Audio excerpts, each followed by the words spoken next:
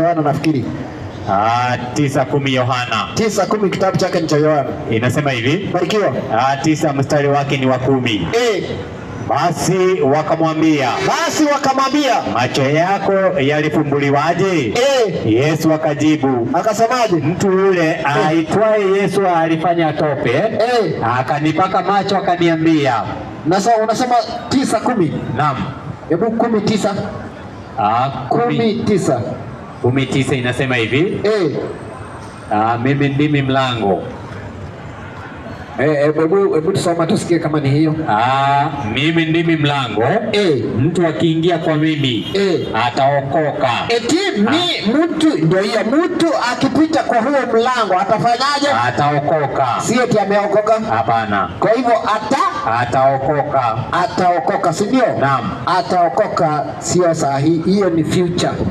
Hiyo ni future tense. Kwa hivyo watu wanangoja kuokolewa. Saa hii hakuna mtu ameokoka. Nisaidie hiyo 1:10 Wakorintho ni wa pili. Alafu kama kuna mtu ako na swali aketi hapo. Kwa hiyo mada fupi ambayo nimefundisha. 1:10 kitabu chake cha Wakorintho wa pili. Soma hiyo. Aliyetuokoa sisi katika mauti kuu namna ile. Yesu alituokoa sisi katika mauti kuu ya namna ile. Tena atatuokoa. Tena atafanyaje? Atatuokoa. Kwa hivyo wokovu ndani ya Biblia ni mara ngapi? Ni mara 2. Aliyetuokoa sisi katika mauti kuu namna ile. Na tunangoja atatuokoa. Atatuokoa. Na atazidi kutuokoa, si ndio? Naam. Saa hii hakuna mtu amefanya nini? Ameokoka. Kwa hivyo Wakristo wote kama umeitamka hiyo kitu, enda kwa magoti waambie Mungu, kumbe sikuwa najua, nilikuwa nafikiria nimeokoka. Hapana.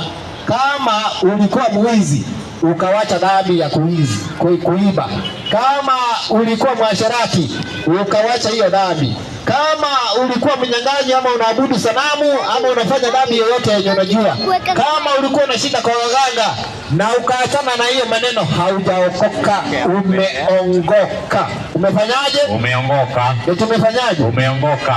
Meaning you have converted yourself. Yani umekuwa converted from Mungu amekusaidia, you have been converted from your sinful